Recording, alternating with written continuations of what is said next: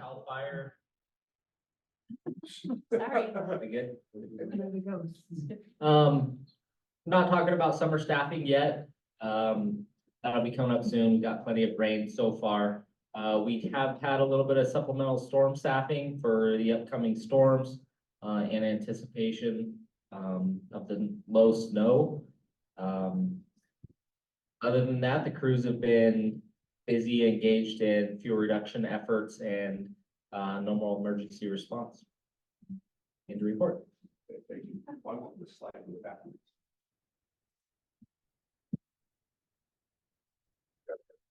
Thank you. Call the tech guy. Call, where's the tech guy? Why don't the slide go backwards? Oh, well. I don't think, we have anybody from Consolidated here today. Oh, yes, Craig? Yeah. You got some words of wisdom? I don't know about wisdom, but. Well, our tech guy tries to get the slide to go backwards. Good evening, everybody. It's good to be back in here. It feels like old times. Everybody in the crowd. My name is Craig Reesbach. I'm the Director of Emergency Services with Nevada County OES. We haven't met, or you don't know me. A few updates. The first one that we're working on a lot today for preparation.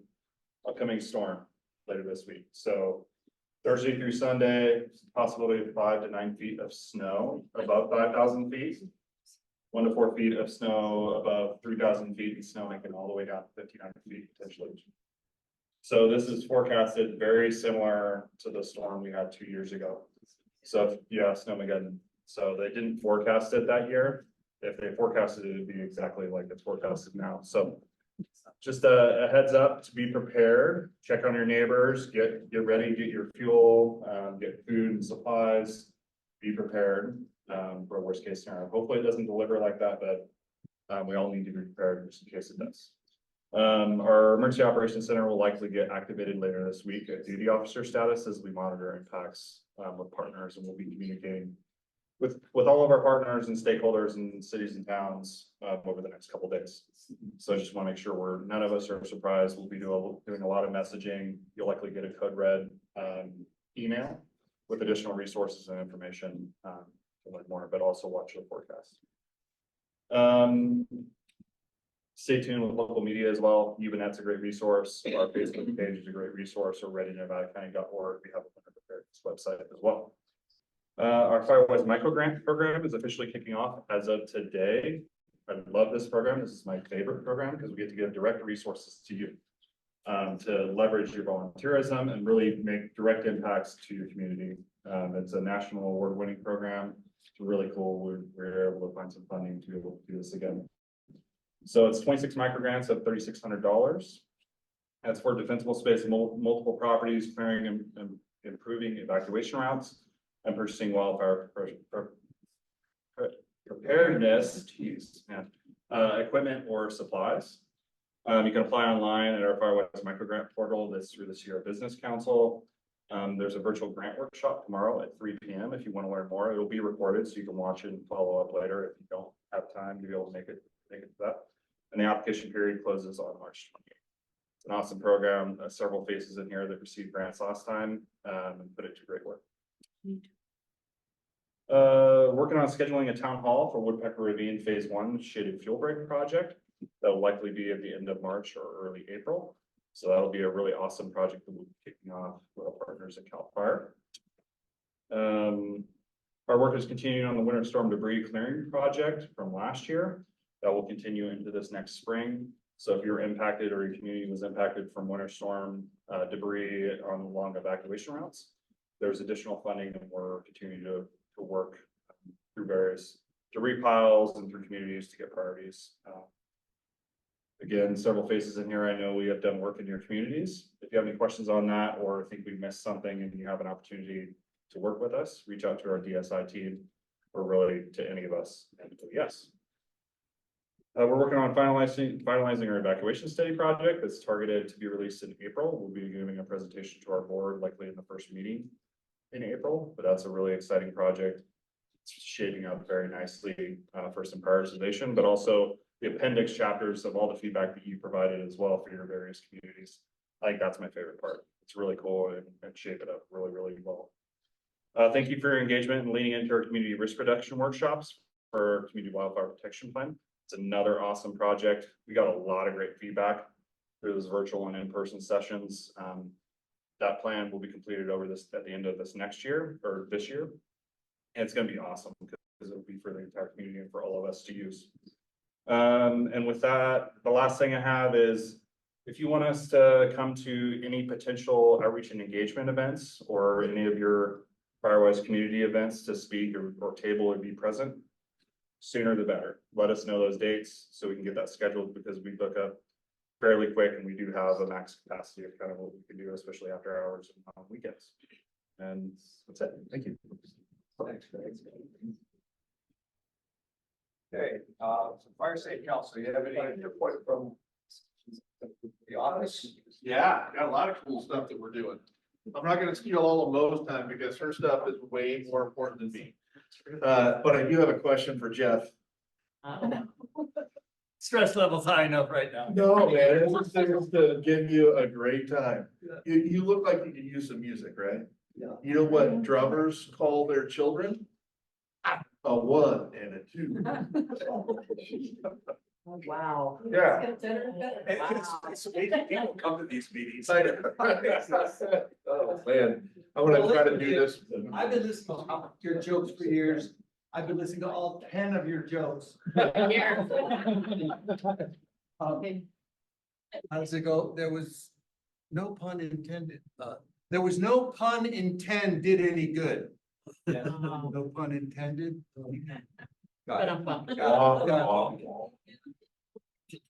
I'll try to do this without my glasses on. Okay, so some of the stuff that the FireSafe Council has, some of the stuff that the FireSafe Council has been working on, we're still doing chipping. Currently, there's no wait list. So chipping is still free. You can go onto our website at the FireSafe Council or call us and we can come out, and there's some parameters, right? It can't be any bigger than 8 inches around. It has to be where we can drive up. There has to be level ground there. You decide if you want it broadcasted across your property or if you want it piled up, but still no wait list on that. Some of the projects that we're working on, the South County Fuel Project, which is obviously in the South County between Alcera and Lake of the Pines, if you aren't familiar with it. 164 acres have been completed. That's 59 properties that are about 64% completed. We have retained 87 of the 172 rights of entry. So in other words, 87 of those people are still willing for us to come back and do some more work. More work to be done. We just got to worry about trying to find the funding for that. So it isn't dead and done, but we're in the process of that. And it's nearing completion. Forest Health, which is kind of, there's 5 big parcels, North San Juan, up Highway 20. They're all over the place, kind of in that high country area near the Tahoe National Forest. We've completed 720 acres of fuel reduction in that area. That's 100% complete, and 1,850 acres are treated in various stages. Now some statistics. We did chipping over the last year, over 2023. 475 residents received that free service in 2023. And green waste, which is a huge success, partnered with Nevada County and CAL FIRE and the funding that those folks were able to provide. We managed that site with 14,000 yards were collected. That's 9,500-ish drops that people made of getting rid of their green waste for free. Out of that, we've given away for free 235 cords. Some people came and picked them up and some were delivered. That's 235 cords of wood to the community. 15 cords we're still working on. And in addition to that, we gave 60 cords of wood to the senior firewood program. So really successful program, I think. Hopefully we'll be able to do it again. Again, it's a funding issue. We can't do anything alone. So we're working on that. We just completed a new grant, submitted that, the Wildfire Resiliency Block Grant. And that's in partnership with Nevada County RCD and the FireSafe Council of Nevada County. Long story short, it's to help out the people that don't really meet the CFIP or EQIP categories. And you have 3 to 20 acres, we can help you manage that. It's, I mean, the rough statistics are 650 acres. We're gonna try to do 500 residents out of that 650 acres. Spread it around as much as we can. It's a $2.5 million ask with 2.25 million in shared funding between the work that you as FireWise Communities do. So all pretty good stuff. And I'll talk plenty later. That's enough for now. I have a question. The contact, could you give me the contact information for the chipping program? That's Sure. free? You can call our office. It's 530-272-1122. Thank you. Or you can go on our website and there's a way to fill it out. It's super easy. You go to rufiresafe.com is our website. And you scroll down and right in the middle of the page, the second line is the chipping program, and click on the little button that says learn more. And it just has you fill out your name and address and you'll get in the system. All right, thank you. You're welcome. Did they also have, a contact if you have, downwood that you, like a cedar or oak that you want to donate to? Is there? Unfortunately, we don't have a way to come pick up big logs or anything like that. So, you know, I wish we could, but Okay, I just. Thank you. And the program that you talked about, if you don't qualify, you put up see fit, but you put, so that's through the fire state, that's you, well, put on their website. we're applying for a grant. We just submitted it this week. It'll be a ways till we figure out if we actually are given that money. We're a ways out. It's real competitive for grants right now, so it's tough. The chipping program is a great program. Our neighborhood uses it every year. They'll spend a half a day in our neighborhood chipping and they do a great job. So I highly recommend that. Thank you. Okay, yes, sir.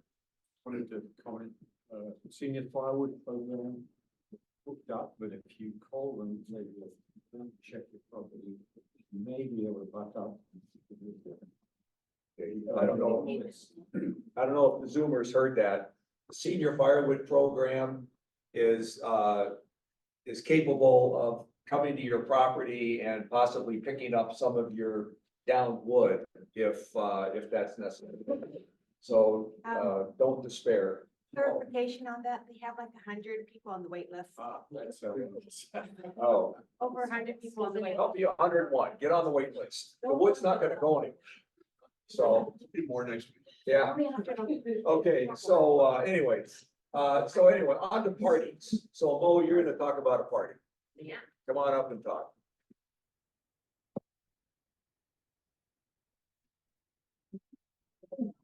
Everyone likes a party. Everyone likes a party. So I'm here to talk to you about the FireWise Festival. It's June 1st. It's in Lake Wildwood. And there's a lot of people here that are on the committee. So it's nice to see my friends here that have come out on behalf of their FireWise community to support this. I see Greenhorn and Lightning, Lightning Tree, and Casa Loma, and Greenhorn, and You Bet, and Banner Mountain. So it's been a community effort to run this fundraiser. So I get asked, why should I participate? Why are you guys even thumping this? And that's because the FireSafe Council exists to support us, to help us with education and projects. And they'd asked, how can we help you in a more meaningful way? And community said, we have no way to get funding. Most of us are just a collection of volunteers. We don't have a nonprofit status. It's hard to collect money from our neighbors. They're sensitive about that. So the FireSafe Council said, hey, how about if we coordinated a fundraiser, and the monies we collect, we then divide and distribute to those who participate in the fundraiser. So last year, the tickets were $75. This year, the committee heard that was just a little too expensive, even though we use that as a vehicle to raise money. So the tickets right now are discounted at $40. And for $40, you get access to Lake Wildwood, live music. What I've heard is a fantastic caterer, Bill's Chuck Wagon, and he does have a vegetarian option this year. So when people buy tickets, they can pick a vegetarian option if they wish. There's going to be live and silent auctions. There's going to be first responder demonstrations and equipment. We're going to have sponsors and vendors out educating the different products and services available to help with defendable space and home hardening. So to me, the reason I'm excited and behind it is last year, our FireWise Community Banner Mountain won want to say $1,500.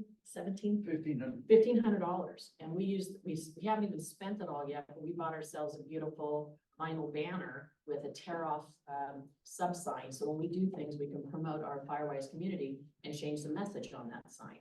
Some people want to use it for mailers. Some people want to use it for chipping or other activities of FireWise community. So it's a good vehicle to get funding for your community. Right now until March 31st, the tickets are $40. April 1st to May 15th, they go up to $50. And late arrivals the week before, it goes to $65, but still less than last year's $75 ticket. And there's a lot going on. So for me, I spend $40 to go to McDonald's for 2 people. And this way I get a full day with lots of interesting information. And what I have found the most valuable is the networking part. This is a vehicle to allow us to network with each other. I'm learning what other FireWise communities are doing that I find interesting, that motivate me to do something for our FireWise community. So that's available. We do have tables of 8. I'd like to see every FireWise community participate at some level. It'd be wonderful if we could get a lot of FireWise communities to get a table of 8, just 8 people. Why do I think it's important to be there? Like I said, networking, enjoyable, learning experience, connecting. But the biggest value is seeing what other FireWise communities are doing that maybe we want to adopt. So there's just so much power in reaching out to all of our peers, and this is an avenue to do that. So anything else, Casey? Is there a date? Oh, yes, please. June 1st. Saturday, June 1st, the first Saturday in June. Time? The time is 4 to 9. This is up front, you can get a.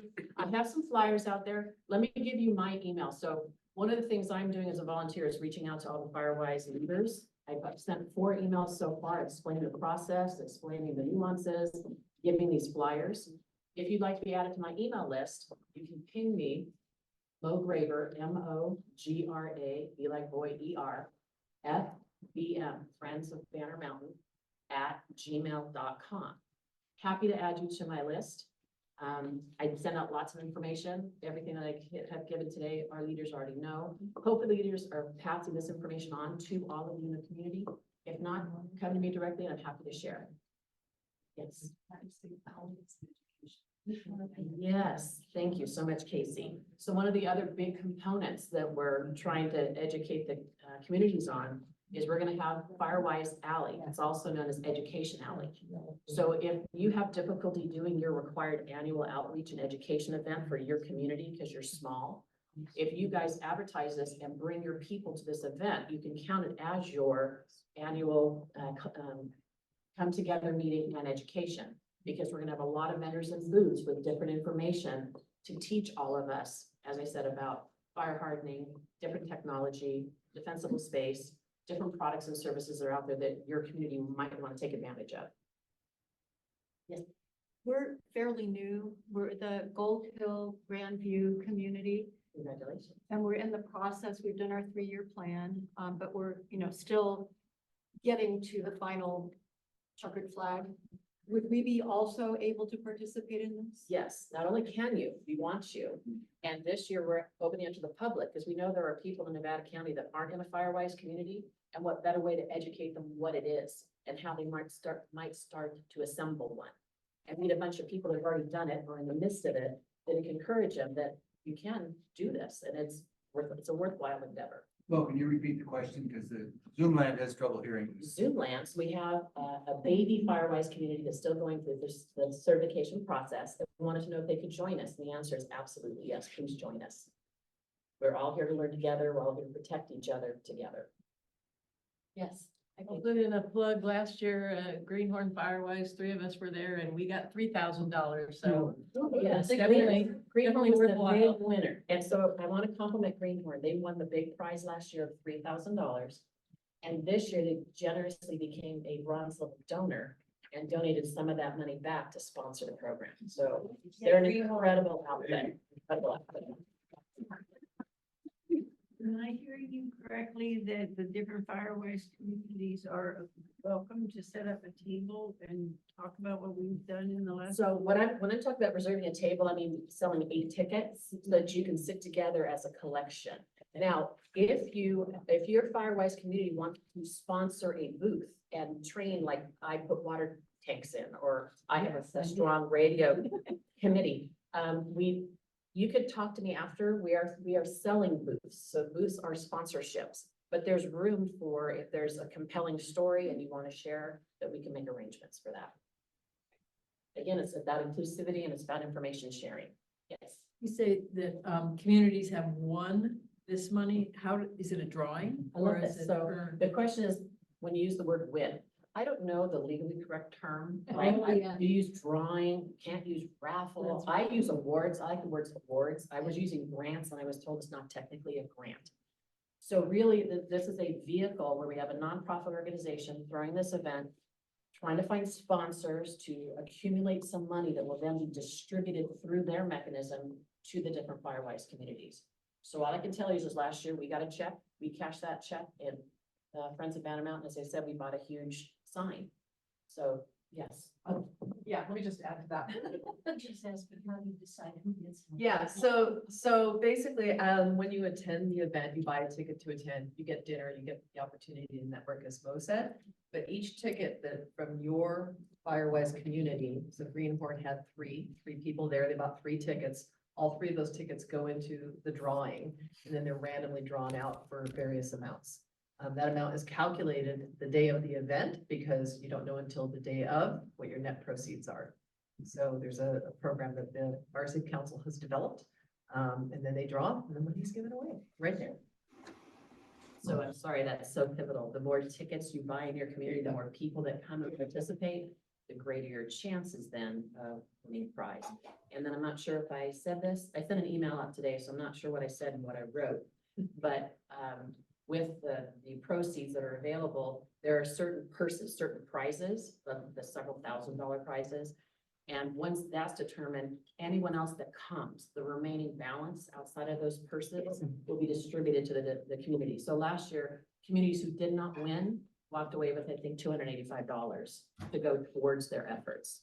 Right. It was Level one of them got $500. some got $500. That might have been a purse, I'm not sure.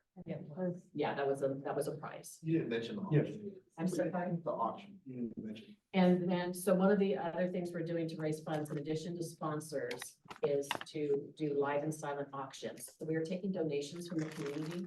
And then when it's a live auction with an auctioneer, and others will be silent auctions, and that helps with proceeds as well. And I went way over, I apologize. But if you want to have more information, just email me and I'll add you to my email list. Thank you. Thank you.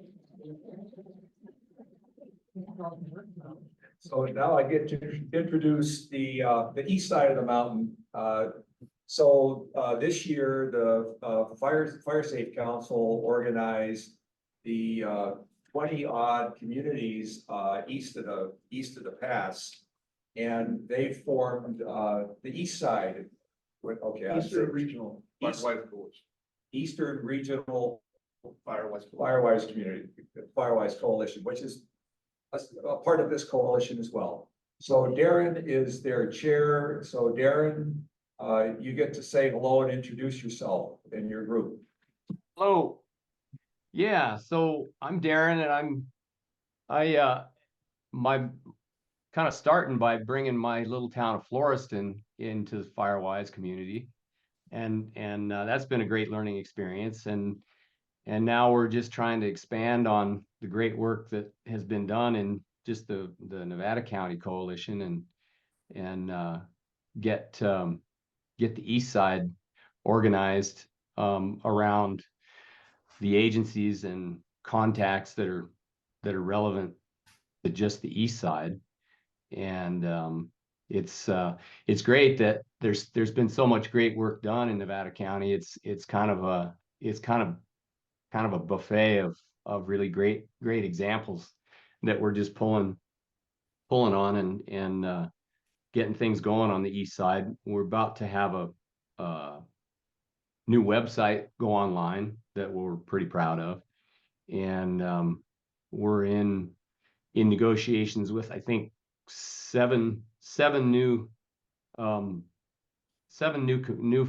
communities on this side. There are a lot of teeny little communities. Floreston is a community of 43 houses, and there are a lot of funny little communities and clusters of homeowners associations, it's been interesting to begin to see the variety of types of communities that are becoming FireWise communities. And so we're going to have our fourth East Side meeting on March 12th, I believe.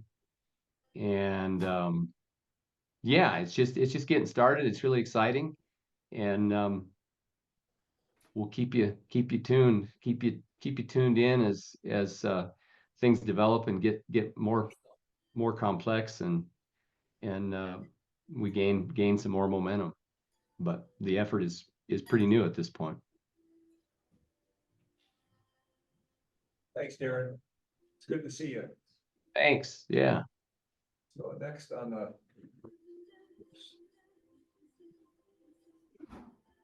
Clicker's not working. Oh, there we are. Okay, so, oh my goodness, here comes Jim again. So we wanted to hear from, so this isn't really Jim. This is really Pat Leach. She's our leader for all the FireWise communities. And we wanted to hear from Pat about the successes and the few challenges that we had last year in recertifying, or that's not the right word, doing our risk assessments and our annual reports, because there were a couple of challenges. So Pat, the microphone's yours. I'm not as smart or as good at Pat as Pat. So anyway, this is all about Pat and all about you folks and what you've accomplished and some of the direction going forward if we're going to keep this show on the road.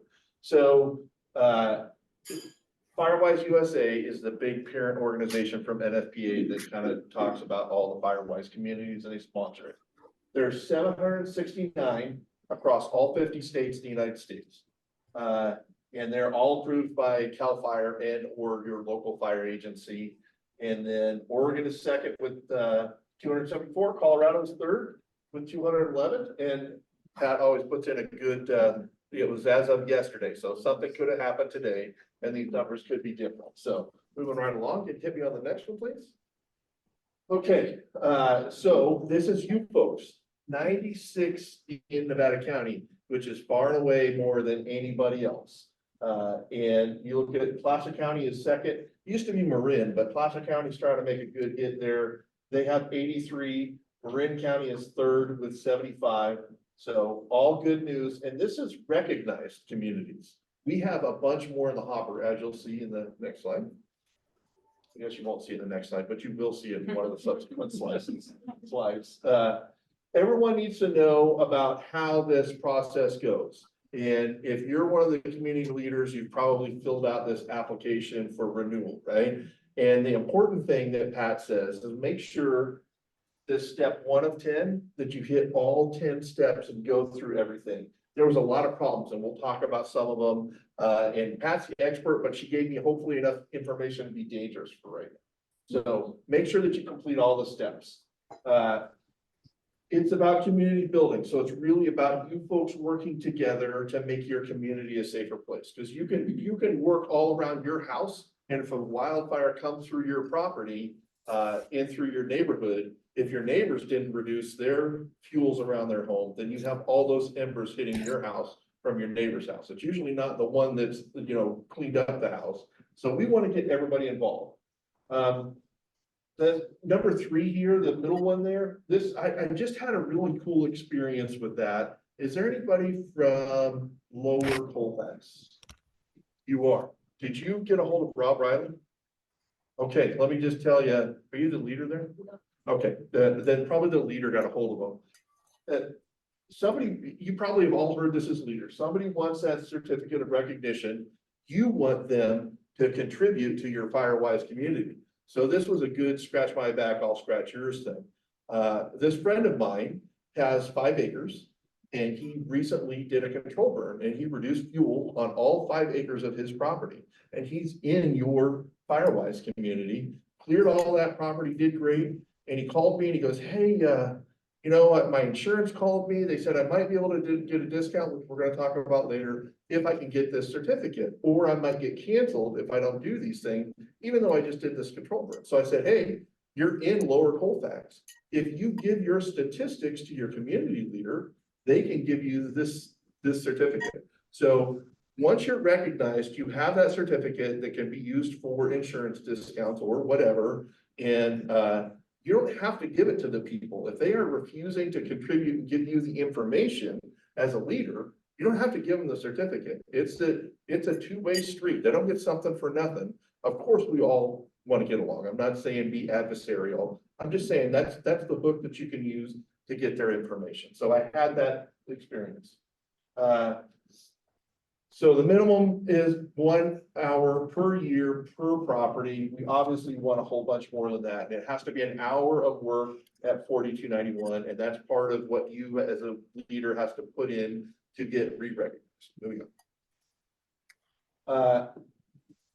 You got some of the mistakes that people are making in the renewal process. Your steps have to be done by midsummer so you can start making sure that you're on track to get everything done and see if there's any changes in that process. Make sure that you're requesting annual data. Everybody get all the data from all your neighbors? Some people are like, oh yeah, we got it great. And some people are like, I got 2 dudes. So I guess the key is that networking that we're talking about, events like what Mo just talked about, having some community meetings, getting to know your neighbors. Some of that old traditional stuff that we do in Nevada County, if we can extend that, it'll really be good. Don't beat me up over the renewal process. As it was time to be renewed in November, NFPA had 2 websites up and running. They were trying to move their data from one to another. So they had a training website open and they had their older website open. We, at the same time, you folks are trying to renew. So you were entering your information into what they now considered a training website, thinking that you were entering it into the right one, and you were entering it into their training website, which wasn't up and running yet. They were still on the traditional old ones, or vice versa. So that was one of the problems that they had. That will be rectified by the next time when you need to go redo it, hopefully, or maybe they'll be on to new technology and do it again to you. I don't know. So the templates are always located in there if you need that information. I know it's kind of a pain sometimes, but you can dig them out. The process, and I think it says it in the next slide, but some of the videos aren't available on the new website yet. So you'll have to go to the old one, the old portal, but everything should be available in your portal. But I know some people are having issues with Macs versus the PCs. The Macs aren't able to process whatever software it is. And they have a fix in the works for that. They're aware of the problem. I just don't know how far. I have a Mac and I didn't have any problem. Well, I mean, you're smart. Congratulations. Yeah, I mean, it could be. Yeah, I don't know. I haven't filled one out, but what Pat tells me it was, maybe if you have an older Mac, you probably have super high technology. I don't know what it was, but I heard there were some issues with some of the forms translating to Macs. So I don't know. They're continuing to correct those missing links. There are some missing links still in the 10-step process. So hopefully they'll get that done. If you're having any problems and it's not working out, just call Pat. She will manually enter the information. If you're lucky enough to be in Truckee Fire District, they've been awesome at really helping out people through this process. They're changing their risk assessment template, which is something that you're gonna have to do every 3 years, and know that you're gonna have to submit that information. So stay on top of that. It's gonna occur like this spring or summer, who knows when. So there'll be some slight changes. They say it's gonna be easier, so hopefully that's part of the process. Action plans, that's where the Mac users were having problems with the action plans. A lot of that stuff, risk assessment and action plans, are in consultation with fire districts and Pat, so we can probably give you some of that information. Okay, here's one of those ones that was kind of hard to figure out if you couldn't get to this slide, if you didn't know how to get to this. They were asking for estimates. Hey, how much did you as a community do? And here is this is on the website, one of those 10 steps. It shows you an estimate. So every lawn and leaf bag that's 39 gallons-ish is about 1 cubic yard. So that's your estimate of how much you removed. A pickup truck is about 3 cubic yards. I don't know about you, but my pickup truck holds more than 3 bags, so. But anyway, this is their data, that's the best estimate that they can give you, and this is available on that website. A dump truck is about 12 cubic yards, and then the dumpster is kind of behind that thing, so yeah, I think it's 20 is what that one says, so.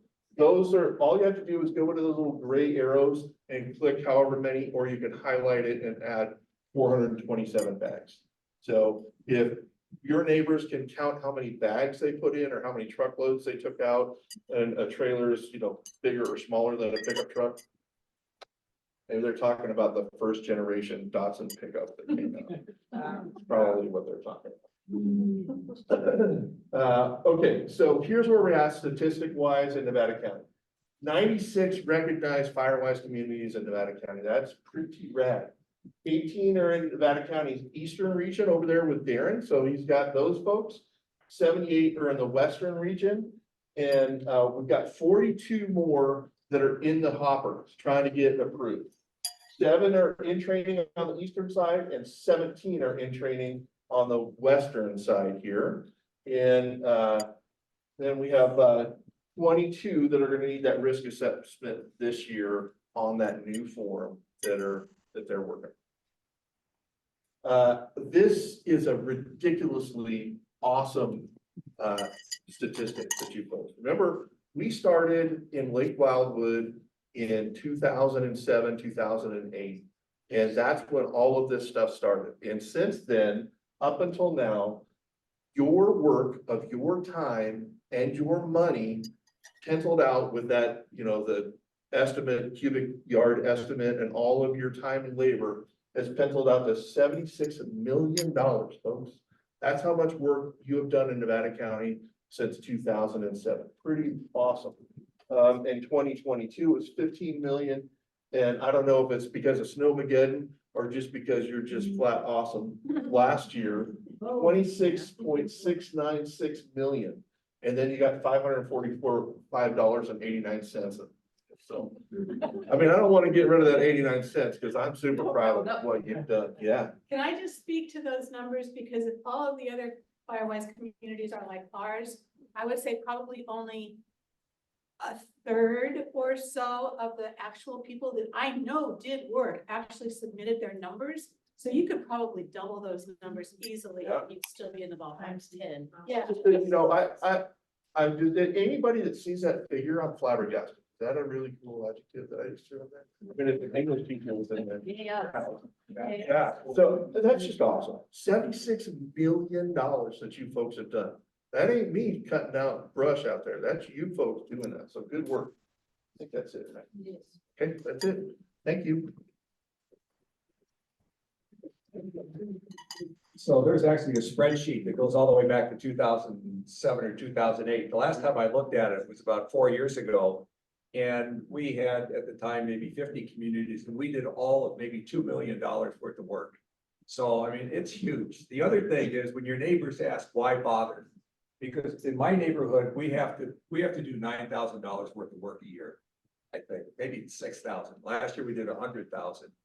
And the reason is this can be used as in kind when grants are being written. So if it's a 50-50 grant, some of the grants will say, okay, it's $1 million grant, but we need $1 million from you guys. Some of that comes from this 27 million. And that is the plan. So Or the brick grant that we just applied for. yeah, so there is a reason to report the work that you do. I said, yes, ma'am. So this may be a question more for Craig, but does the county use that as match also or in kind when you write for grants? Typically, no. There is a congressional funding we put in fiscal year 24 that we'll likely hear this year for a more robust grant program. It's a way larger dollar amount that we are leveraging, or planning to leverage FireWise communities for people to qualify. So, but typically we don't. We want the money. I got a hole to fix. In any case, it's an argument to make with your neighbors when they say, oh, I didn't do enough, or I just don't care. So I wasn't gonna talk about the micro grants because I planned to apply for one and didn't want the competition, but so brilliant. Yeah, so I lost that edge. There's the information again. It's the nicest thing about this grant is I'm pretty sure, I think it's either 250 or 500 characters, if you remember. Yeah, we tried to make this grant opportunity as Yeah. simple and easy as possible. You cannot write 10 pages of information. You can, it's either 250 or 500 characters to make your argument why you should get the grant. So all of us are grant writers in this case. So that's it. Okay, so one of our objectives is to share information. And so Mark, is Mark here? I've only heard Mark on the phone. I've never seen him. I recognize you. From the. So anyway, so Mark's got a new tool that might be available to us.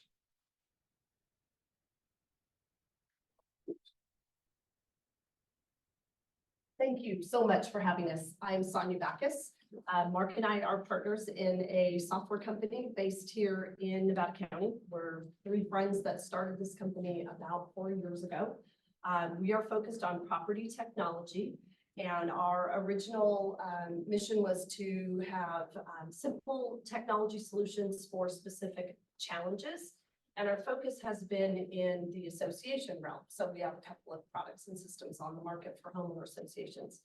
But about 6 months or so ago, Mark was involved in becoming a FireWise community for his property. And Jim gave us such a great introduction because all of those hurdles that he was talking about and the engagement of your community members is what led us as a team to start looking at a way to provide tools for FireWise communities to make that job for you as local leaders simpler. So, I don't have any slides or, because if I did have slides, this would go a lot longer than I actually have time because I get into the woods really quick on it. But thanks to the steering committee for giving me a chance to talk to you tonight. The ideal FireWise community, as you know, is where every resident is not just aware, but actively involved. And ideally, the risk assessment data is not just numbers, but they're a tool for homeowners and local leaders to map out their next steps. Because FireWise communities take so much time to develop and plans and actions, they must be handed off to the next set of volunteers in order to perpetuate the community. These are the ideas that form the core of what we call FireSmart Community Connect project, where data and education and leadership can come together. Let me walk you through a couple of the things that we have been considering as we built this project. We believe that homeowners can be motivated to engage and participate when they get feedback from their risk assessments, and they see how their actions are making the entire community a little more fire resilient. We believe that it should be easier for you to collect the risk assessment data, and that it should be easier to analyze, and that your action plans should be living documents. We believe that standardized aggregate data should help FireWise coalitions like this as you discuss solutions, allocate resources, lobby for grants, and pressure insurance industries. So what would happen if homeowners went on the offense against wildfires? Creating a defensible space is very important. But going on the offense suggests action, and it comes with measurable progress.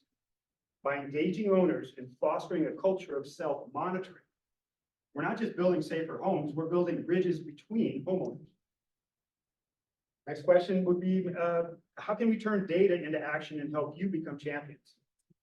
Well, when leaders have accurate data, they can better anticipate the needs of the community and strategically start to direct their resources. And when leaders address action items that are in line with a homeowner's assessment, it goes a long way to strengthening that relationship. What if your dedicated hard work created more of a legacy for your community? FireWise communities, as you all know, take a lot of care in feeding. Attrition from communities that fall off the map is a problem nationwide. FireSmart Community Connect can improve your chances that your fire-adapted communities will persevere over time. Every community will have its own online hub where homeowners and leaders can communicate. Event calendars, community resources, community data, they can be shared in a single location. More importantly, it's going to be easier for you to invite new leaders in where the community history, the data and planning documents are all available in one location. We're planning to roll out the beta release of the FireSmart Community Connect this spring. We believe Nevada County has the potential to be a model for FireWise communities across the country. And with improved homeowner participation, data analysis, and standardized reporting. We're still asking questions, we're getting a lot smarter about the pain points from all the stakeholders. And we're using your feedback to create a easy to use tool for fire adapted communities. We'll be available in the back after the meeting for questions and conversations. But on my timer, that was 3 minutes and 40 seconds. So I will leave it at that. Thanks for your time. Thank you, Mark.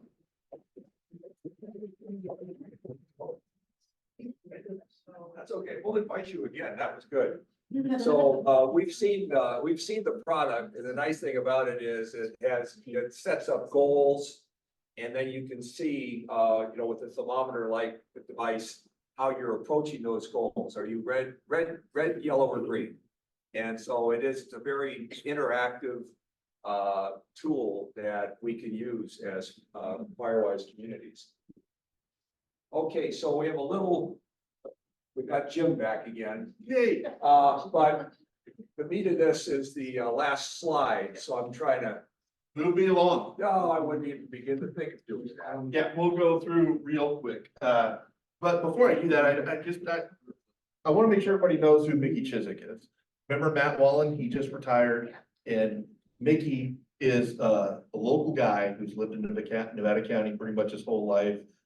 Long roots here, and he's now your battalion chief for this area. So congratulations, Mickey. He is welcome. And just to plug Mo, last year I went to the FireWise Festival and I looked just like Mickey before I ate at Mo's. Pretty good food. Nice review. Yeah, there you go. Okay, so that's what Ralph Lauren looks like if you want to see it. And I'm just giving you a timeline here, a little bit of history. So super quickly, September 7th of 2022, he basically said, hey, the insurance companies are having a hard time. We're going to make some changes. Next slide. And then from that, deciding that he was going to do something, he actually did something, and he made the Safer from Wildfire Insurance Regulation in October of 2022, which basically says, if you're an insurance company and you're going to raise the rates, you got to justify it. Doesn't mean that he can stop you. They just have to submit the justification for why they're increasing rates. Doesn't mean that he can make them stop insuring or not stop insuring people or can't set the rates, but he's trying to have the insurance companies justify it. If you go on the Department of Insurance website, I won't bore you with these statistics. Here's all the companies that offer discounts if you're, various levels of FireWise communities, and so you do some of this home hardening stuff that we're going to talk about here in just a second. So if you go on the Department of Insurance website and you look for the discounts section under services, it will show you this thing, and you can see if you have or you can just ask your agent. It's the other way. But if you're looking for insurance companies that offer you discounts, those are some of them. So, excellent. Okay, and this is their flyer that they put out that basically says, here's all the steps you do, and there's a lot of links on this page. You can scan that cool little code there, and it gives you a whole bunch of stuff you can do to get these discounts, and what Commissioner Laura is presenting to you as the public. If you do these things, your insurance company should be offering you discounts. So, next slide, which is the most important one in the last slide that we talked about. How much discounts can you get? And you got to do insurance math. And Bob and I have been talking about insurance math a little bit.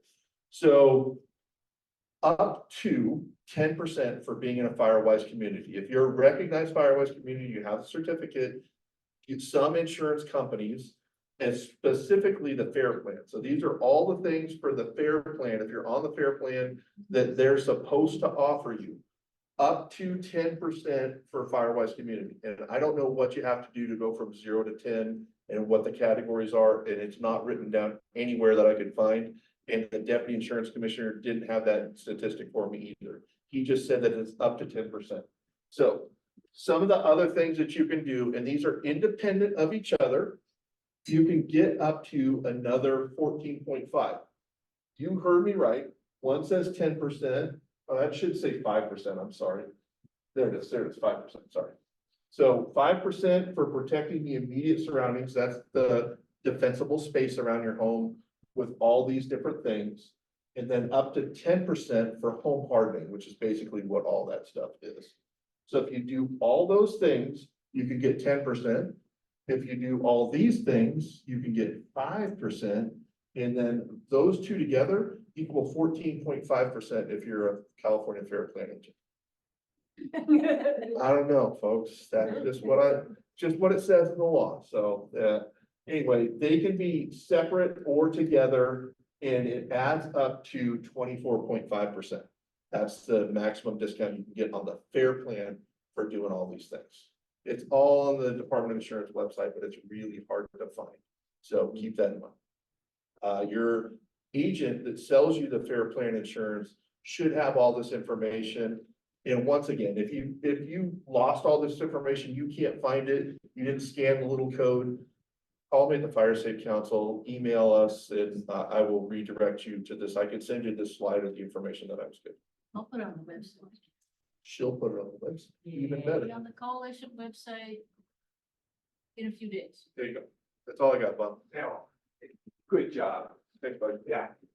And this is hard to find on the website. I went looking for it. We didn't get it until Jim talked. Last night at 7 o'clock. Last night at 7 o'clock when Jim talked to a friend. Okay, yeah, I forget what's next.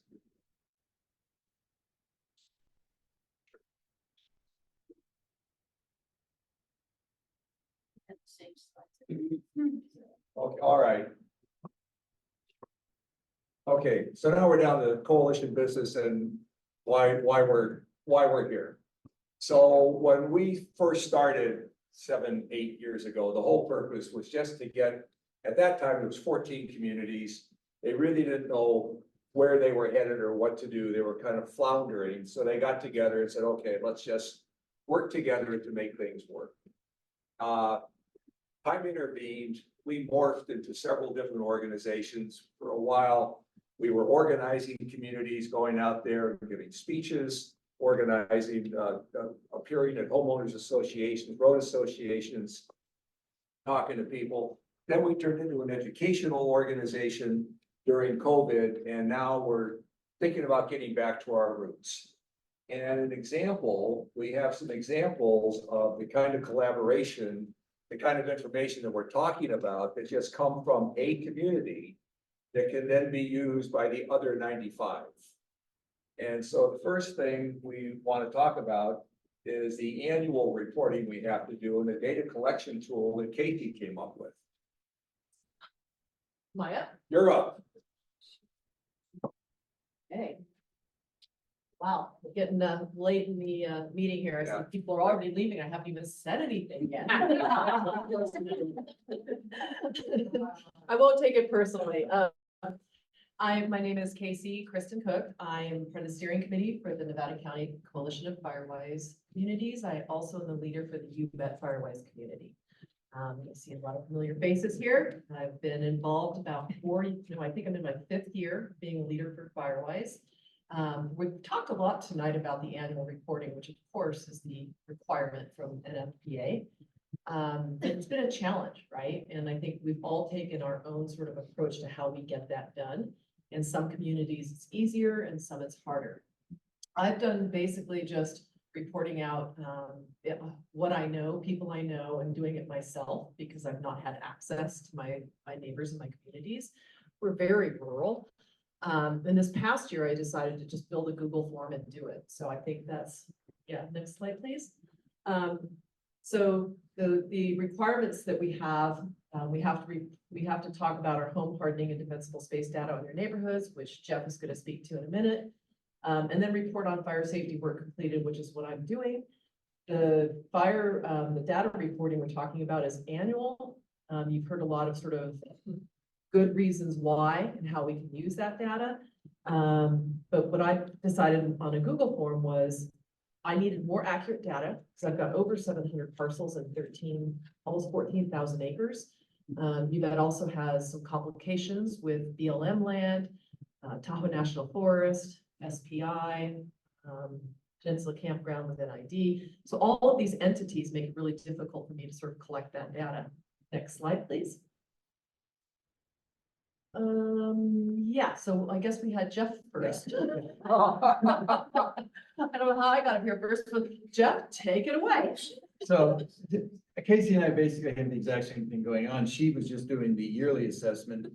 And I was handed the, what is it, every 5 years or whatever, you have to do the hazard assessment for your whole community. And Banner Mountain has 1,500 parcels or whatever. So it's like, I'm not gonna go around handing out pieces of paper to people to fill this out. It started with the Cal Fire thing on the left, which is part of the how to become a FireWise community. And you have to do this assessment of your community, the hazard risk assessment of your community. And it has these questions like this: roofing materials greater than 75%, 50 to 75%. And I said, how are we gonna do this? So Pat turned it into this. She turned it into a Word document over there, which was a piece of paper you could hand to people. But then you have this stack of paper. You got 15 people in your community, not a problem. You got 500 or 1,000, that's a problem. So I took the document over there and turned it into a Google form. And we're not intending to teach you about Google Forms tonight. Susan suggested if we really get a lot of interest, we could do a private Zoom or something, or have another meeting of some sort to actually show you how this works. But basically, you create the form in Google, you send it out in an email to the people, say, here it is, please fill this out. They go through, it's pretty simple, checkbox, checkbox, answer questions. Google Forms automatically puts it into really nice pie charts and dumps it into a spreadsheet, which you can then tally and then solve the problems. We did it at Banner with a lot of thanks to Mo helping us out. I think we had 360 responses or something, which we felt was pretty good for the amount of people on the mountaintop. So Next slide is if you were to do it manually. if you were to do it manually, yeah. Wow. Yeah. Question. I'm Lisa, I'm with the Foxwood Slate Creek FireWise Community, and our risk assessment has to be renewed this year. But I think it was mentioned that the form is changing, so because it's hard to collect this data, and if the form's not gonna be out until spring or summer, and we have to have it done by November 15th, it seems a little. The format's changing, the data points aren't changing. The data points aren't changing. Oh, they're not, the data points are not changing. Okay, all right. And the Google form is editable. I mean, there was some manipulation we had to do. And when it's done, you still have to manipulate the data some, but it was all done on the internet and digitally. And the next thing we knew, we had almost 400 responses, which we felt was a pretty good sampling for our mountains. So, of course, you always get the people that have done a good job that are reporting, but it's like being a teacher at a teacher's conference. The kids that come in, the parents don't need the conference. It's the ones that don't show up that need the conference. So anyways, so it certainly made things quick. This is an example of what the form would look like. They go in and they just check the boxes. It's simple like that. And Google just puts it all into a spreadsheet and these really cool pie charts. What's the next slide? Or is this me or just you? Oh, okay. So Now this it's is me. Casey. Sorry for the confusion, guys. We were ready for the meeting when it was canceled a few weeks back, and it's been a month, and I think getting older, we forget where we are. So the data collection, everyone knows, I think it's everything. I always tell everybody, if you think about fire safety on your property, that time is eligible for reporting, right? So everyone has this. This is from NFPA's reporting investment examples. Next slide, please. So how we capture that, this is one of the forms that NFPA provides, but it's, as Jeff said, a per person or per household, kind of an activity collection, and they sign at the bottom. And again, who wants to take a stack of 700 of these things and try to do data entry? Next slide, please.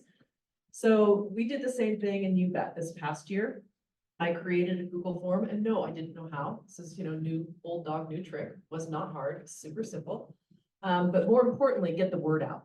So I have a group of, we were basically 20 FireWise communities in one. So I have about 50 neighborhood leaders that come together on a quarterly meeting. So I walked them through this form, what we're trying to accomplish, and asked them to then share that within their neighborhood groups. I also posted it. UBET has a very active Facebook community. I did not put it on Nextdoor because it's kind of a more Nevada County-ish. And so we shared it through a lot of word of mouth, and we do have a database of about 200 people or households within our community. So we leveraged everything we had to get the word out, and I actually got a lot of reporting back from people I didn't know their names, which was really kind of surprising, and it blew me away. Right? So, what's your name?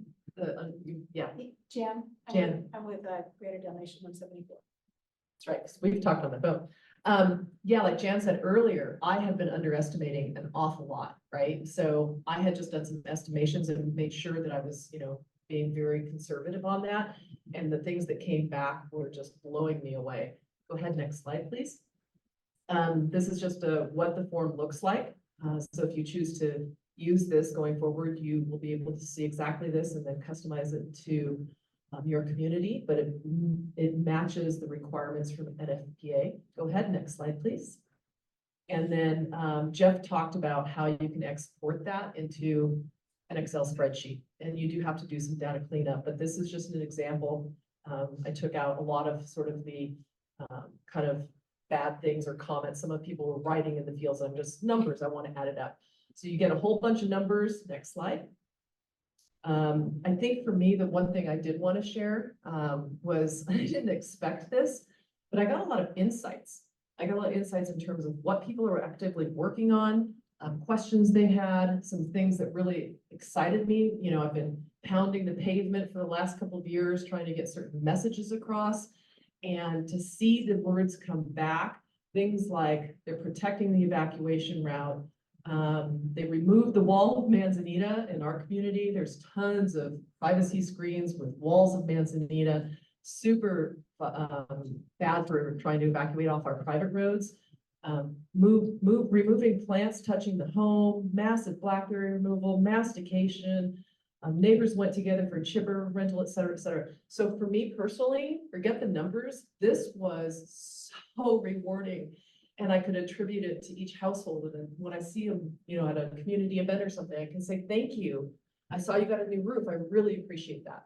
So that was really powerful. Next slide, please. And at the end of the day, we submitted out of our $13,000 required for UBET, we submitted 1.677 million. And guess what? When I did the spreadsheet and tallied everything up, it was 1.7. I couldn't figure out my errors. I'm not really good at that stuff. I'm like, 1.6 is good enough. I'll get away with that. Next slide, please. And how to create your forms. Jeff has put kind of a how-to together, and Susan, who manages the FireWise Coalition website, has loaded it up under the 4 FireWise community admins. You can see that's kind of the menu for our website. And these are the steps. If you want to go ahead and access those forms, you can download them. And then basically they're yours. And you can edit them. You can change, you can put pictures or logos. You can do whatever you want. And then as you can share it with your community in advance. You can wait until October, November. Answering your questions here, Sam. So it's just a tool. And what I will also say is what Sonia and Mark talked about with this FireSmart tool that they're, it's kind of under development. That's a future state that may be available. It incorporates the same kind of reporting data, but in a fancy sort of online dashboard mechanism. So where we've been is manual reporting. This Google form is kind of an intermediary step, and hopefully someday we can get all the way to the online reporting system. So this is, as Mark will understand, this is kind of in a beta version right now. I mean, Casey and I set it up. We put it on the webpage. When you click on the link of the form, you're supposed to be forced to immediately make a copy. And I'm sure we'll hear from you people if it doesn't work. Well, and the funny thing was, like literally Jeff did it for the home hardening and assessment thing independently, and I did it for the reporting. And he's like, well, I did it for this. Can I have yours? I'm like, yeah, can I have yours? And then we said, well, let's share it with other people. Thank you very much. Did you send a link out to all of the homeowners in your community? And Yeah. then they just have to click on the link to get to them? Yeah, so the question was, did I send a link out to the homeowners and Banner did the same? The answer is yes. So, the form is super easy to use on the menu and you can share the link in a variety of different ways. And so, yeah, it's just, link here, off they go. Yes. What percentage of additional homeowners do you think you heard back from that used the form that hadn't ever done the other kind of? I haven't done the percentage. I would say out of my 700 parcels, most of which do not necessarily have homes on them, I probably got 70 reports in the past. I knew firsthand and captured, let's say, another 75. So I probably had about 300 total. So yeah, I'm not sure what the percentages are, but just literally when I had 60 responses on that form, I had already blown away the numbers so much. I was like, I don't need any more. But because I've learned, everyone here has taught me, that the higher the number, the better for grants and so forth. I continue to encourage the collection of the data and I'm working toward that now because now I know why it's important, right? I was just looking at it with my, $29.95 per household. That's all I need to worry about and I'm done, so. So I had to do our risk assessment this year and I just really didn't want to do it. I only have 60 parcels, but Jeff shared the Google form with me and I break computers. I don't use computers. And with some pain and trepidation, I actually made it work. I sent it out. I had 20 responses immediately. It takes the risk assessment literally took 5 minutes to go through, and that's only because I'm slow at clicking. And so it works. And so these things are available on the website now, and it's what we all do. I mean, we as the leadership in the FireWise communities, our job every year is to turn in the annual report, and every 3 years we have to do the risk assessment.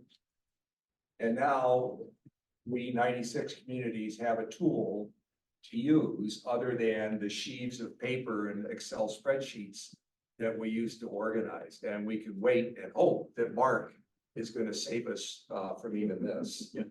So, yes, ma'am. I have a question about collecting the data, as a person within the FireWise community to the leader. And I saw in one of the handouts that just by going to trainings, not necessarily handling yards of stuff, that you could, just by learning more about FireWise communities and doing education is also volunteer time. Yes. That's true, right? Yes. So So the 5 hours that I spent putting tonight together and the 3 hours that I'm going to spend here equals 8 times $29.65 right. goes on to the Sherwood Forest web sheet, Excel spreadsheet. Right, and then, Yeah, so you're right. so if you do have like, I'm a real estate agent, so let's say that I'm in a neighborhood and I actually know somebody that had a defensible space notice done on the property. I can actually take that because most of the time the homeowner is there going around with the CAL FIRE inspector and say, okay, here's my risk assessment or notice of defensible space inspection that I had done and submit that as well. Is that something that would be good to do? I'm not sure how that would fit into the annual. Well, worksheet. just you're. I mean, it's you're learning. showing- Well, you're showing that somebody in the neighborhood, what they have done and, like they met the criteria. It's kind of like Casey said, you think about fire, you put a tick mark on the spreadsheet. So. Back up to the, okay, then you. Well, actually, just real quick, I blew by it, but the 2 documents that showed the, up, Susan, up that one, stop slide 8, please, 8, one more up. Okay. Yep. There it is. So this is available off the NFPA website, but we have it, I'm sure, on our. Always takes. Oh, I'm sorry. So this is what they publish for time and expense examples. And so collaboration with forestry fire experts, like if I have Jim Mathias out to the property and we talk about where our hazard areas are, that counts. Coordination of projects and meetings, education, training events and meetings for residents, improvement, maintenance on the home and outbuildings, improvements, maintenance within the home ignition zones, your 0 to 5, 5 to 30, 3100, 100 to 300, and your evacuation routes. Neighborhood community focused projects, every time we do a green waste work party for the neighborhood, all that stuff counts. The planning for it counts too, right? The reporting for it counts.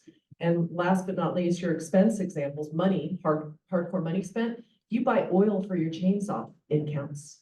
If you use your gas only to go to the green waste 3 trips and back and you want to count your gas, it counts. So that's what I'm saying. So everything that you do related to wildfire preparedness and mitigation counts. Yes, ma'am. In our neighborhood, one of the things that people didn't think about that we pointed out to them is every other week they do green waste. Yep. Yep. The cost for that, the labor for that. Also. 100%. If you do the math, that's 3 bags. Each bag is 1 yard, so that 96-gallon can is 3. Somebody has calculated that as 3 yards.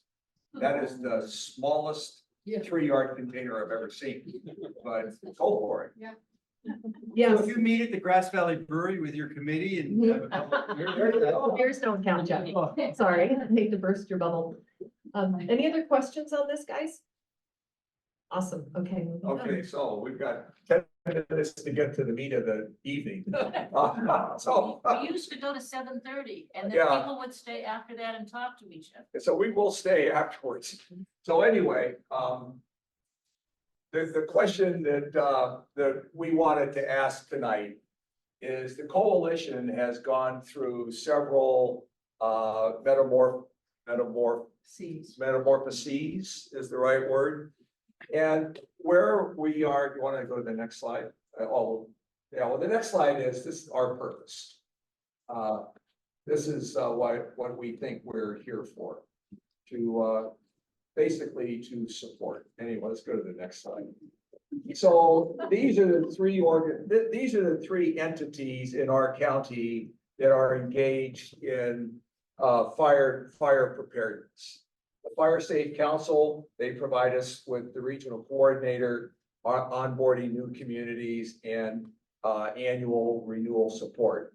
The Office of Emergency Services, which used to consist of 1 person who now, with Craig, 7? Yeah. Plus the folks from Consolidated that do the inspections. They now offer us an extreme amount of educational material, evacuation plans, and grant writing and all the coordination that needs to go on with the big boys, as I put it. And then the Coalition of FireWise Communities, our job, we think, is to share best practices and work with the little guys. What we're concerned about, at least what I'm concerned about in my neighborhood, is getting my neighbor to rake the leaves off his roof. Craig is worried about that too, but not quite as much as I am. So what we're asking tonight is, what direction do you want to take the coalition? We've been the organizers of communities and gone out and give speeches. We've done that. It's in the rearview mirror. For 3 years, we did nothing but education. During the pandemic, we did all Zoom meetings, and once a year we presented a meeting that went on for I think 90 minutes that qualified as your annual education event. So for 2.5 years, we did nothing but educate people, and we had as many as 700 people on our Zoom meetings. That's in our rearview mirror too. We've got experts that do that now. You don't need Susan and Jeff and Casey and me up here telling you how to do that. So we think your steering committee thinks that our job now is to help you all work together. And an example of what we're talking about is the two things that Jeff and Casey just talked about. There was a need. How do we get the information? One person came up with an idea, shared it with 95 other people, and it's done. In years past, there was a question about what is defensible space on a road? We couldn't define it. Somebody drew a picture, we put words to it, we vetted it through the various agencies, published it.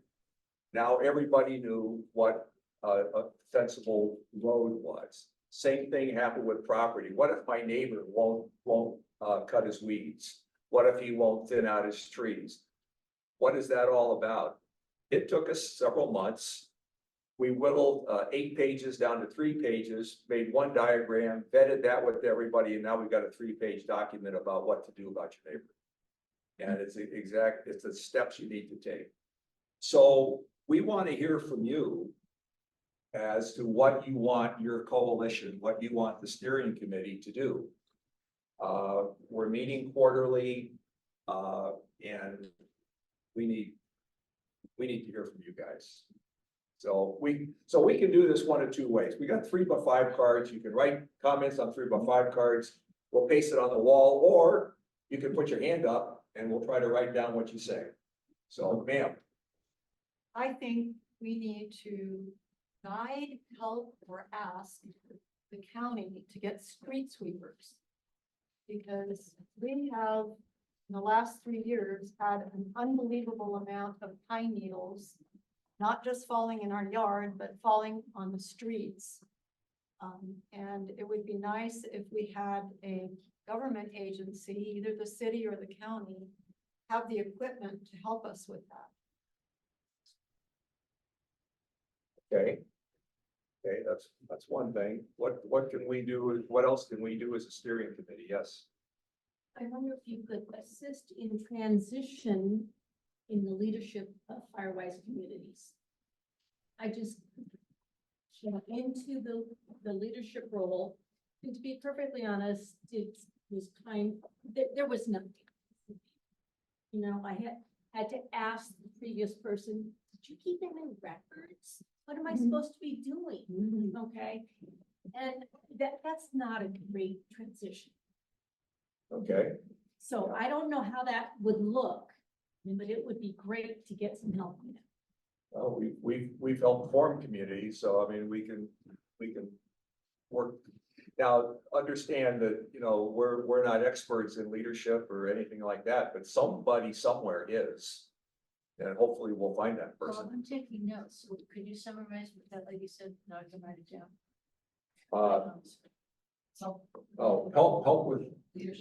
Help with leadership transition and documentation. Mentoring. And yeah, that would be another, and mentoring, yeah. Standardizing record keeping. Yes. Yeah. And then, yeah, record keeping would be another, yeah. Okay, I saw, yes. Yeah, both. On the same note, what tools, how do we incentivize people to step into leadership roles? How do you get that continuity? You know, Where's the I hook? could go back to work and make a fortune doing that. Yeah, if I knew. What are the tips, tricks, Yeah. and techniques? How do we incent people to? Yeah.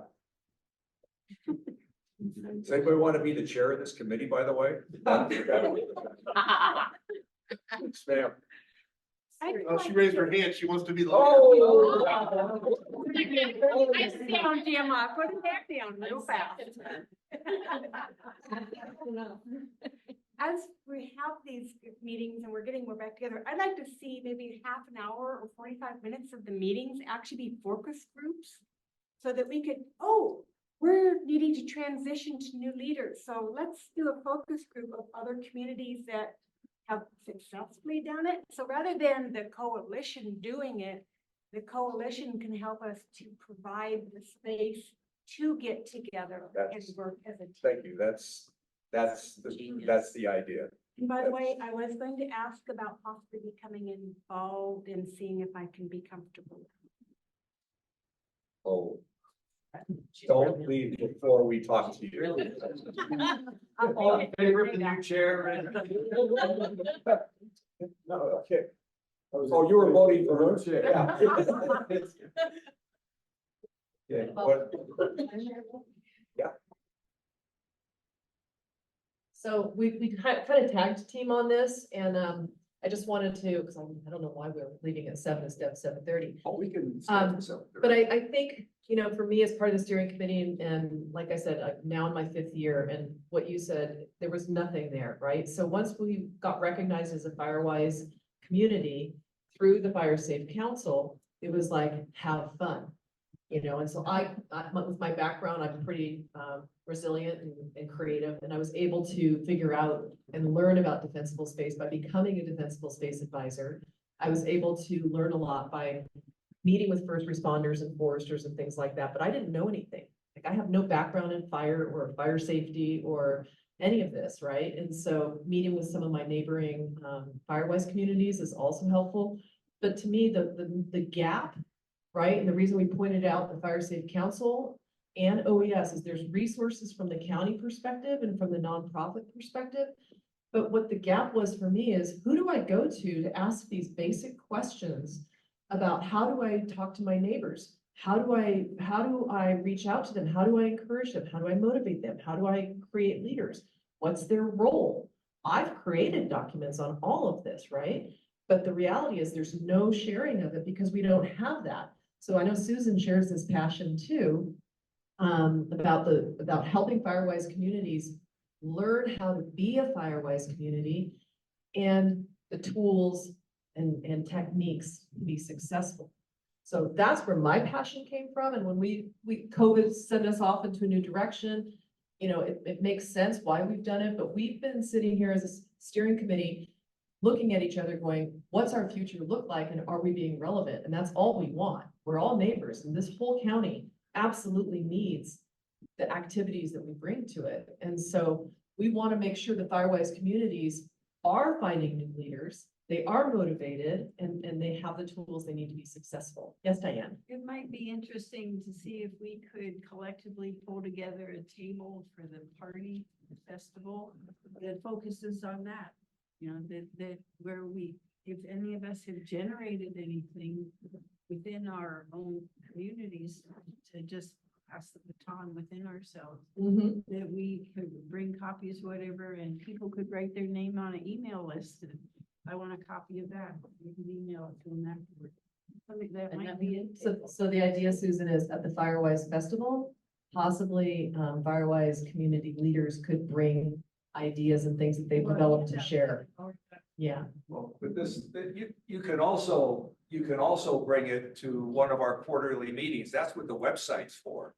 Yeah. I mean, the website is twofold.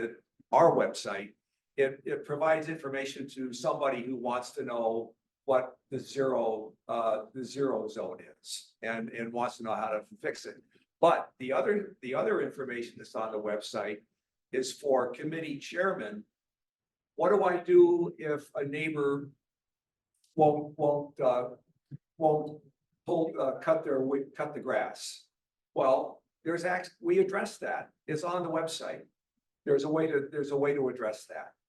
So all I'm suggesting is an opportunity to converse about it. Yeah. Also. And I was gonna say, I love the notion of the focus groups. I think the idea is really around, do we take these quarterly meetings and do we say, okay, you guys, the input from Zoomland as well. The number one topic is, I'm a new leader, what do I do? Or the number one topic is, how do I not just teach people about defensible space as we've done in the past, the resources, the experts, as Bob said, exist, but how do we as neighborhood leaders take what we know about defensible space and ask our neighbors now to, do the word of mouth and communicate it, right? It's like, they're not going to become defensible space advisors, but what do they need to know at a minimum to be effective talking to their neighbors? That's the kind of stuff I'm talking about, right? So what are the challenges we're each facing? Eric and I have had conversations about possibly doing a survey. What are the challenges we're facing? Where have we had successes? Where are the roadblocks? And those are the things, the brain power that we could address in these quarterly meetings. That's just one idea. To Bob's point, there could be others. I'm off. Book me. Well,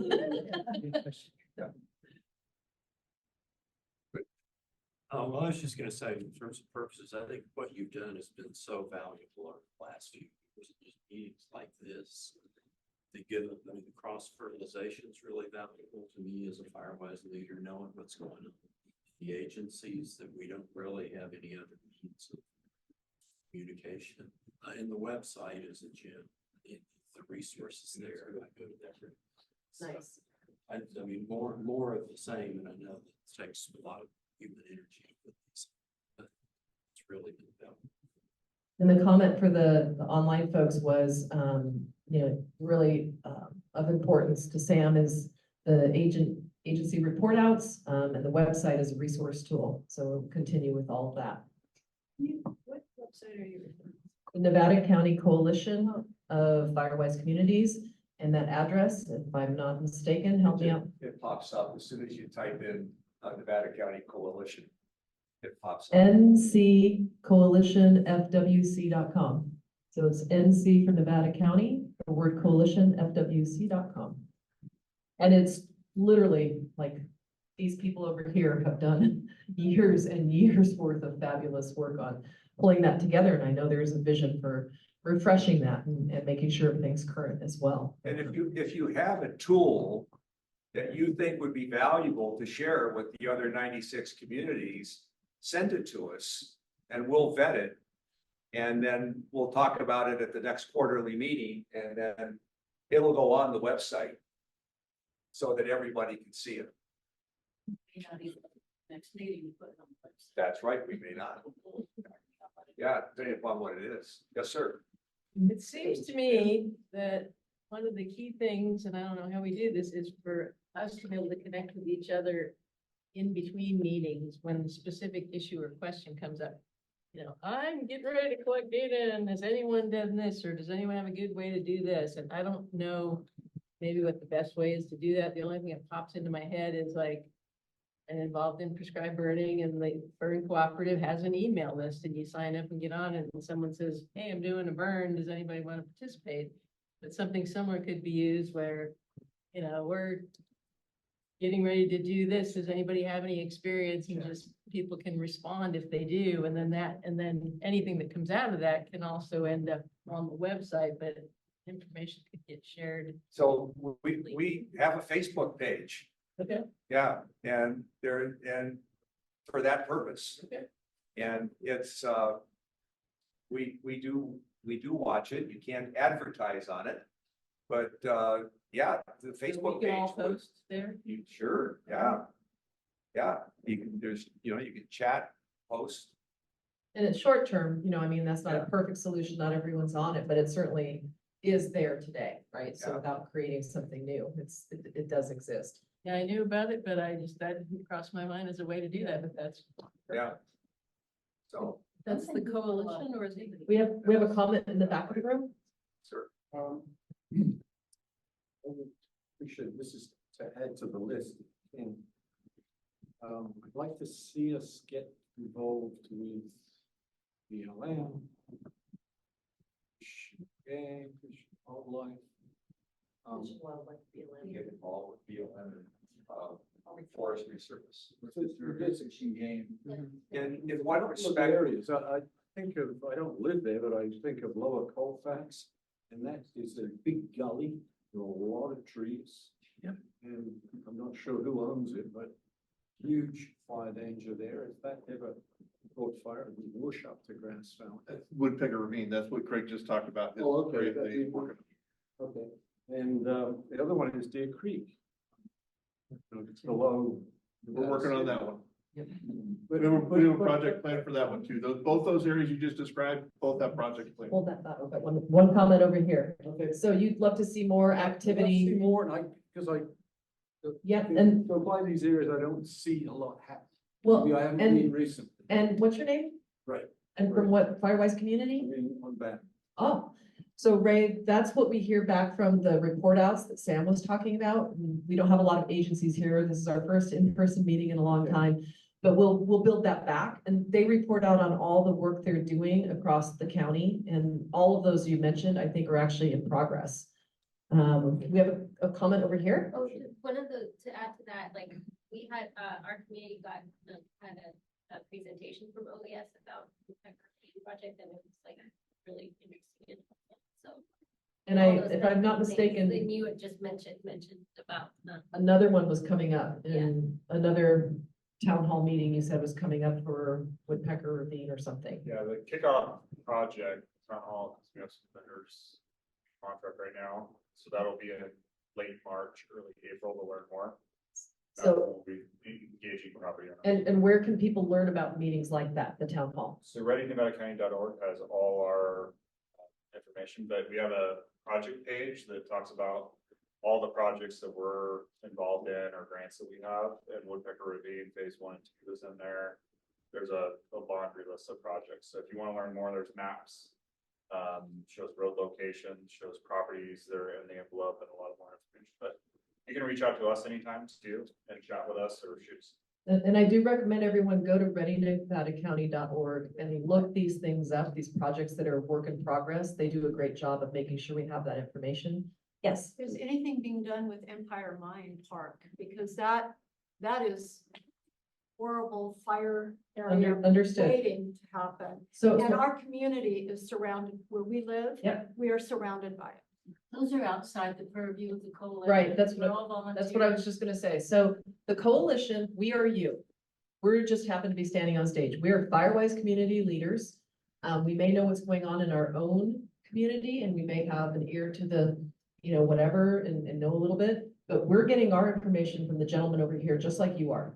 So OES, FireSafe Council, CAL FIRE are all represented here tonight. They're the ones that do the work. They're the ones that create the plans and the grants and so forth. And that's kind of what we're saying here is we're trying to find a way to help FireWise communities do better, be better, right? Jeff, go ahead. This is one from the chat from Tracy Carter, and which I know Bo and I have had conversations about this. It's tips to keep the community connected after years of hearing the message, but we haven't had a fire. So they are complacent. It's a great How do point. we re-energize an older FireWise community? Yeah. It's a good fire, gets everybody excited, but That- without fire, they're complacent, so. that's- 100%. Now, that's exactly the kind of thing I think Bob was looking for, is like, as a coalition, we can have that conversation, right? We can answer what we have done in our neighborhoods to help energize people and not get complacent. So that would be a good topic at some point. Yeah. Others? Yes. Are there privacy restrictions that would prevent us from having an email list contact for FireWise Community Leaders if they wanted to choose to opt into it? Not if they wanted to opt into it. If they wanted to opt into Let me get it, it we for would absolutely do that. Here, here. Okay, see the people over here on this side of the room and me, we want to bang our head into this wall as hard as you can imagine. NFPA won't let us share your information. So the workaround is if we pass around a piece of paper in this room, and Jeff had a Google sheet for anybody that's willing to have their information shared, that he can probably give you that information and you can share information amongst yourself. But the FireSafe Council, we have a list of all the communities and leaders and all the people. We can't share it with anybody. It's very frustrating to us because this whole group is about communicating and networking and we can't share it. And that's because there's a few people that rightfully so want to protect their information. Sorry, that sucks, but that's it. So our mailing list consists of 1,300 names. So if you want to get some information out, again, we vet it, but we mail to 1,300 people. That's we the volunteers. We, the volunteers. Well, I was just thinking like for the community team leads, if, like, so we had 96 names on it. We would dearly love that. We've been asking. We've been asking for that. And it's, we'll continue to ask for it. Because it seems like about a year ago or so, it seems like I filled out something for that, like that Pat sent out. Probably a couple of times. Yeah, there was an attempt to call all 96 FireWise leaders. I think maybe 40 responded. And we have that information, but it's not complete. We could maybe talk about this after the meeting's over, but right now we mailed to 1,300 people. And we would like to get down to 96. Know But, the 96 and know who the actual. yeah, we'd like to know who the actual. Well, and our workflow basically is we disseminate information. And people will reply, I know because I get the emails. And then if there's a question, I'll like send it to the steering committee and somebody will reply. So we sort of have that, but we don't really have what you're talking about, which is more like the burn cooperative where questions come out and emails go back and forth and people say this and that, and the other thing. It could drive some people nuts because you're getting 50 emails a day in your inbox about FireWise stuff, but there is a need for that. I'm just not exactly sure. But this is something we can work on. I mean, we've taken on projects over the years that have taken us years to complete, like our fight with BLM. It took 4 years to get BLM's attention until the point where they finally got us a form to fill out so we could clear 200 feet. And now that's available to you. It took 4 years for that to happen. So we're very patient. So. There was a certificate for FireWise Community that somebody asked on about, if I could give it to the insurance company so that they could get rated. And so I asked the homeowner, well, what FireWise Community are you in? And he told me. So then I went and looked at, okay, here, well, who's the head of it? And so it ended up taking me like 6 calls to find out who the head of it was. Because it's right. So the answer to that right now is if somebody in the future approaches you like that, have them call Pat Leach and let her deal with it at the FireSafe Council. Pat has all 96 names. So work through her. Yeah, that's the easy, quickest way to do it. Sorry, I wish it was better. Well, but at least I have a name that I But know. trust me, your information's safe. So she has the list, but she can't tell you. We'll talk about that later. Anyway, so any other comments, please? I mean, I don't have to cook tonight. Yes. You guys have been just incredibly supportive and helpful and informative. Yeah.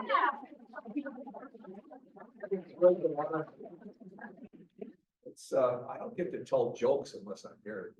My grandkids don't listen to me anymore. So. So I'm on the list. It's a bad joke. Yeah. So I think I have a message for Craig. Is there a evacuation route plan on your Office of Emergency Services that the FireWise communities can work between themselves that they can enhance? You come up, Craig, you come up and answer that question, because it's a. You want to It's a repeat juicy- it? Repeat the question. Yeah, you The need- question? So is there like evacuation? I can Okay, consider, you but heard yeah. So, what resources do we have related to evacuations or information that you can leverage for evacuation planning for your communities? Is that correct? So, evacuations are tough because they're event dependent, right? So we won't tell you where to go or when. We'll tell you when to go. There's a bunch of resources already at nevadacounty.org related to evacuations. We have a pre-evacuation tool. It's through a contract we have with a company called Ladris. So that's a great tool to use prior to an event that shows all your evacuation routes, potential time. What it will tell you, no matter where you are at, is leave early because a lot of these areas will get congested. Our evacuation study that will be coming out that we're shooting for April has top 5 communities of impact and a lot of information related to evacuation specific to those communities, but in the appendix has a bunch of different communities based on the feedback. So there will be some specifics in there that you'll be able to leverage. It is not a silver bullet by any means, There's a bunch of other stuff going on. We're working with the University of Idaho on a evacuation application product, potentially University of LA or UCLA on a evacuation grant focus with a resource conservation district at the state level. So there's a bunch of different things going on. But if you have any specific questions, we have a sheriff lieutenant embedded in our team, and they're the lead counsel on everything evacuation because that is their mission. So we can connect you with him and he can chat more with you. Thank you. So, you know, when the coalition started, what, 6, 7 years ago, everything that he just said didn't exist. We had nothing. Yeah, we had a map. You know, so does the Chevron station. So, hey. Anything else for the good of the order?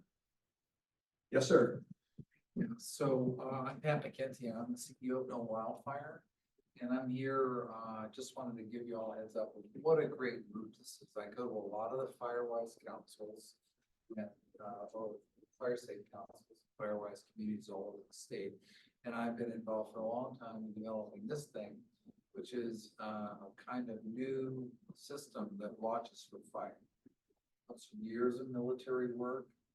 It's with the Department of Homeland Security. We're putting them all over right now. It's kind of the next step beyond defensible space.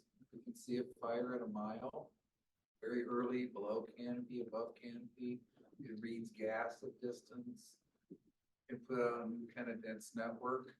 And the good news is, nationally, Placer County is the R&D site for this.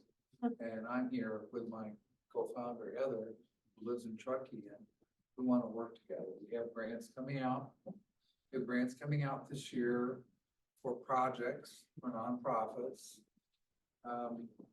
Basically, if you can put these out, like 5 of them, and like 3 or 4 square miles, you can make a dense network, so you'll know if anything's burning. Like we watch fireplaces, they turn on and off. So this is just to say, you know, all the work that you're doing, you're just right in front of a wave of technology that like transform solar in home or transform thermostats. People are going to need to know how to get new appliances they get grants for. It is coming. I'm not going to let everybody burn. It actually does work better. So it is all over. And then soon, and be secret, next month it will be announced that it will be put in line. Nice. Because it really does work. So I'd So like we'll to be putting it all over, but we're right in the middle of it. You're at Fight over who's the No, biggest site. No, I was gonna say, I'd like to offer you a sponsorship to the FireWise Festival, and you can come exhibit. Well, you know, what a great group you got. Yeah. Because we do our job. And it does work. Thank you. Okay. Well, thank you. Yeah, but it's really crowded. Oh, good. All right, well, we're not going home after the meeting is over. I want to thank you all for coming out tonight. It was great to see everybody, and it's really fun to have everybody back in person. It's nice to be up here. Our next meeting is going to be, May 7th. There it is. It's going to be May 7th. We promised not to postpone it. Next time, I don't plan on there being a snow event on May 7th, although there has been, yes, I know. But anyway, thank you very, very much for coming out. You really gave us a great list to work with. We're gonna be looking for help. So if we call you, you got answered. And anyway, thanks very much and drive safely.